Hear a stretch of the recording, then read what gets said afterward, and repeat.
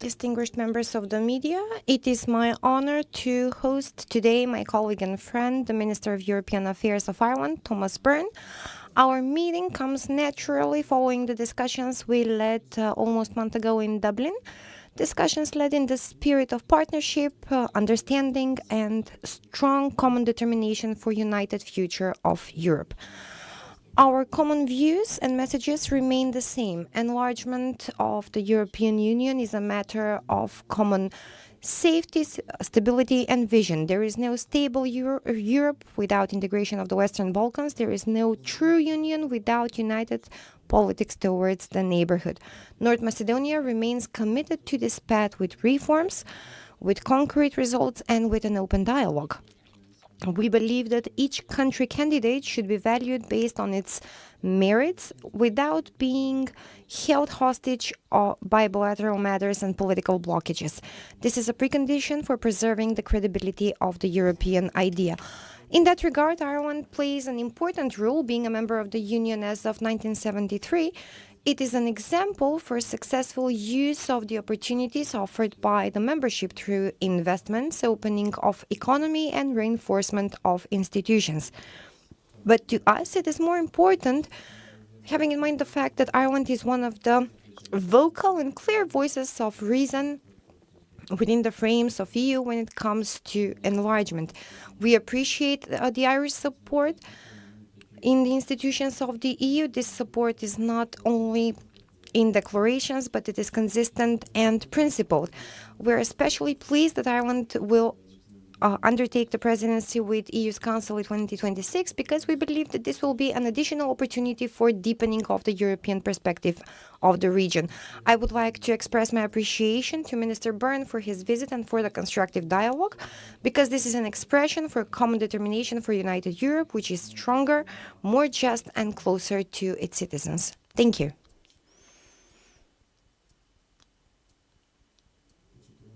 Now he will provide the same speech, but in Albanian. Thomas Byrne. Takimi ynë i sotëm është vazhdim i natyrshëm i diskutimeve të cilat i zhvilluam para një muaji në Dublin, diskutime të udhëhequra në frymën e partneritetit, mirëkuptimit dhe vendosmërisë së fuqishme të përbashkët për një të ardhme të bashkuar evropiane. Qëndrimet dhe porositë tona të përbashkëta mbeten të pandryshuara. Zgjerimi i Bashkimit Evropian është çështje e përbashkët e sigurisë, stabilitetit dhe vizionit. Nuk ekziston Evropë stabile pa integrimin e vendeve të Ballkanit Perëndimor, nuk ekziston union i vërtet pa politikë përbashkuese ndaj fqinjeve. Maqedonia e Veriut mbetet e përkushtuar në këtë rrugë me reforma, me rezultate konkrete dhe me dialog të hapur. Besojmë se çdo vend kandidat duhet të vlerësohet mbi bazën e meritave të veta dhe jo të bëhet peng i çështjeve dypalëshe dhe bllokadave politike. Kjo është parakusht për ruajtjen e kredibilitetit të idesë evropiane. Irlanda në këtë drejtim ka rol shumë të rëndësishëm.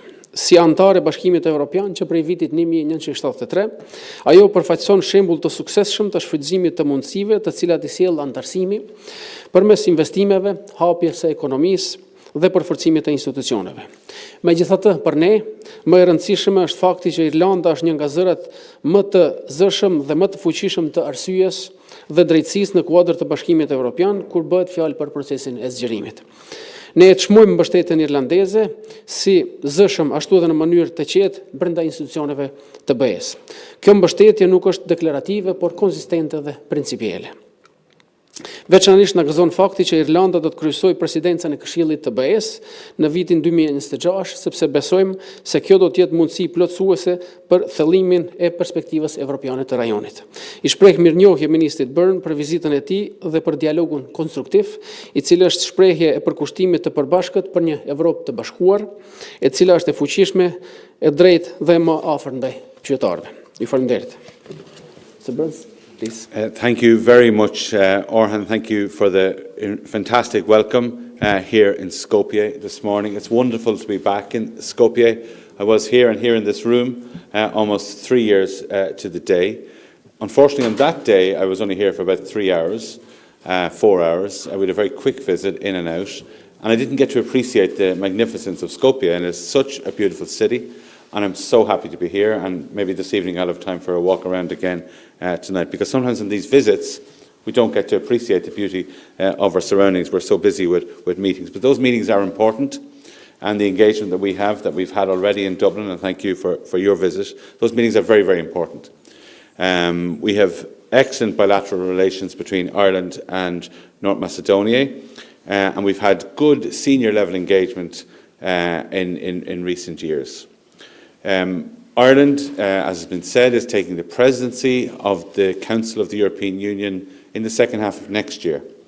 And we have said that enlargement of the European Union would be a significant priority for us. That's to make real the enlargement process, to persuade all the citizens, whether it's our citizens of European Union member states and of accession countries, of the real benefits of enlargement, and again, to see that serious progress. And Ireland has always been a strong supporter of European Union enlargement on a merit basis. The membership of the European Union transformed Ireland economically and socially. It fueled our prosperity. EU membership has also strengthened Ireland's place on the world stage, and I would say that our sovereignty has been hugely enhanced by being at that table, by engaging in multilateralism and in the real work of making laws that benefit our citizens around that European table.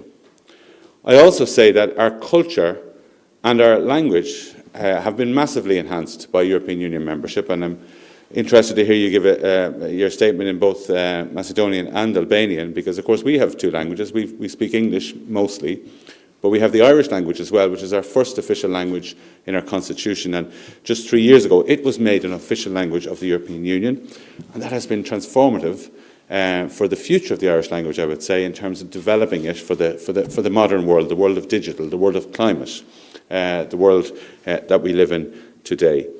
And I do appreciate that your path here towards EU membership has been arduous, has been long, has been maybe seems without end. But we do need to bring it to an end. We need to bring it to a positive end. And I hope that we can work with you bilaterally and with European Union colleagues around that table towards our presidency to finally get real steps on the process that your people can see this is here, this is in front of us, and we, as a people, are going to benefit from this. And not only will the people of this country benefit from European Union membership, but the peoples of all the other member states benefit from the insights that you bring. They benefited from the insights that we bring too. So we're with you.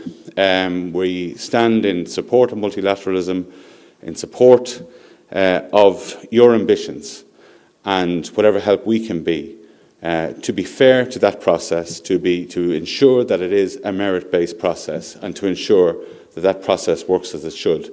Ireland will certainly be a friend to you. Any questions? We have about 10 minutes. I have one question for our Irish guest, Mr. Byrne. The question refers, maybe not directly related to you as Minister of European Affairs, but it is related to the foreign policy of EU and Ireland. Ireland, with another 14 countries, total 15, signed a joint declaration for the possibility of recognizing the Palestine on the following United Nations General Assembly, out of which around 7 countries are member states of the EU. Will you, as a country, support asking this question before the Council of the EU as a common foreign policy of the EU for recognizing Palestine?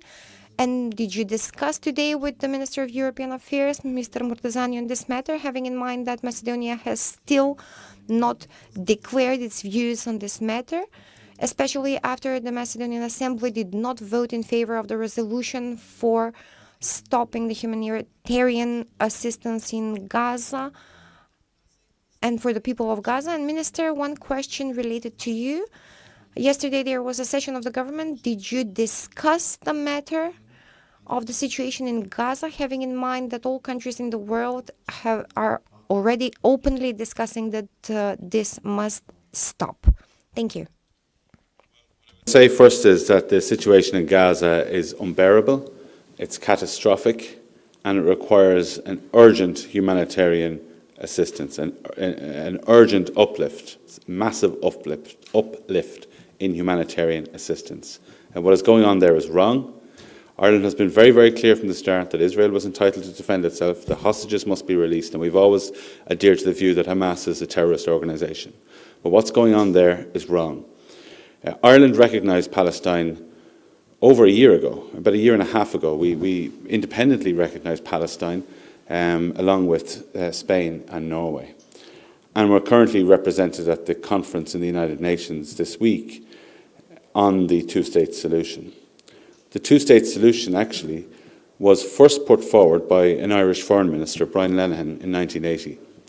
And this caused, at the time, international headlines. So Ireland has always had a strong interest in the region. And what we want to see is two countries, Israel and Palestine, living side by side in peace and security. And that is our ambition for the region. It's a simple ambition, and it's one that we'll continue to pursue. And we think that we should continue to use leverage at the European Union table. And that's where we actually have the leverage. To the extent that Ireland has leverage in the situation, it is at the European Union table. Recognising countries is a matter for individual countries to do. So that's a decision that it's a matter for this state to make that decision or not. And there is clearly, on this particular issue, different views around the European table. That's simply a fact of life.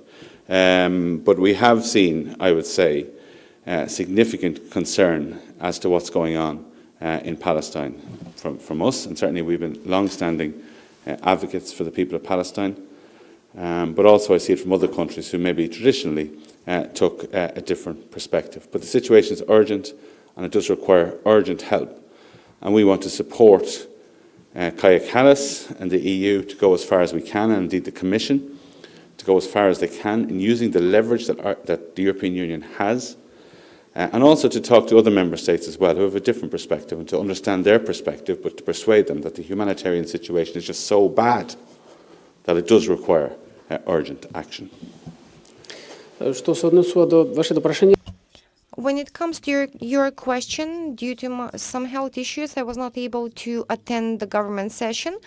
However, as you can see, the whole world is mobilizing because, as my colleague Byrne said, the situation there is alarming. No matter how small country we are, we cannot stay immune to this trend. Especially if it becomes a matter of the foreign common policy of the EU, we will need to follow their step. I have a question to Murtezani and Byrne. Minister, how long will the Macedonian government wait for a response from Bulgaria when it comes to a joint resolution on Macedonian language and identity in the European Parliament, if we know the views of Sofia and having in mind the declarations voted in the Bulgarian Assembly? And what are the following steps that we can expect for dialogue with official Sofia? And Minister Byrne, what guarantees can Macedonia expect from EU in terms of the process of EU negotiations? Can we have some guarantees that Bulgaria will not further block us? And can we expect that the European Union will reach a consensus for qualified majority instead of total consensus? A very brief response. I'm supporting the idea that the resolutions and the internal political circumstances should not be built against the neighbors, against anybody. We must build common positions as neighbors because we are appealing to the Copenhagen criteria, and the first precondition is good neighborly relations, both for us and Bulgaria. What we are doing in the past few months, all visits of the ministers of European Affairs, foreign ministers, we want to show our concerns in a way to find a solution, as Minister Byrne said, for our process to reach its end. He said, as I said, that North Macedonia's path to European Union membership has been long and arduous. Around the time I was here 3 years ago, obviously we had the French proposal and the French agreement, and it is our strong view that if that is implemented, that will unlock the accession process. That's what we want to see happen. I can't give any guarantees in life, except that I will work every day, to facilitate your path on a merit-based approach into the European Union. And so will all the other member states of the European Union. And there's our strong view that if the agreement that was put together 3 years ago, if that's implemented on your side, on the Macedonian side, that will unlock the accession process. There can be no other excuses, in my view. It must unlock it, and it will unlock it. And I can say this, Macedonian language has been recognised by the EU. I think the Frontex agreement was written and drafted in Macedonian, for example. Albania will be joining the EU as well, so the Macedonian and Albanian language will have exact same status as French and German, just like my Irish language, my Gaelic language, has the same status at the table. I can go and speak in that language at the table, at the EU.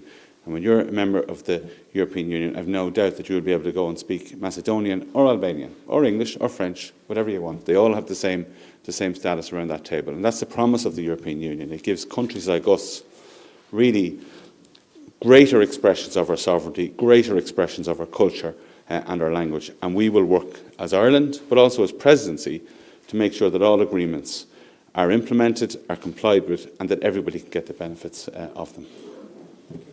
Благодарам. Уште едно? Ајде. Please comment the recent agreement between the EU and US on tariffs. I will. It is very important for Ireland, because Ireland has, through our membership of the European Union, become one of the biggest trading countries in the world. And quite simply, like this country, we're very small. We don't have enough people to sell all our products and services to, so we go out to the world and we sell them, and that's how we earn our salary, essentially, as a nation. We've done that very successfully through European Union membership and through our education system as well, which greatly expanded around that time. So our preference always would be to have the lowest barriers possible in terms of trade, because we know that when you've open trade, it benefits everybody. Blockages and blockades and all of that just brings harm to everybody. So we saw the situation in the US. The US were determined to bring in a tariff, and we worked very hard with our European Union colleagues and with the Commission to get the best possible deal in the circumstances. And a general tariff of 15% has been agreed. We think that's much more preferable to a proposed tariff of 30%, at which we think trade simply would not happen. There will be exemptions from that, and they're still being worked out. But we do welcome it, because it is going to protect jobs in Ireland, and we would be one of the most exposed countries in terms of any trade war or anything like that. So we do welcome it. We prefer if it wasn't 15%, but I think that's the best deal that the Commission could have achieved in that particular time, and we have welcomed the agreement. Благодарам. Thank you. Thank you. Thank you.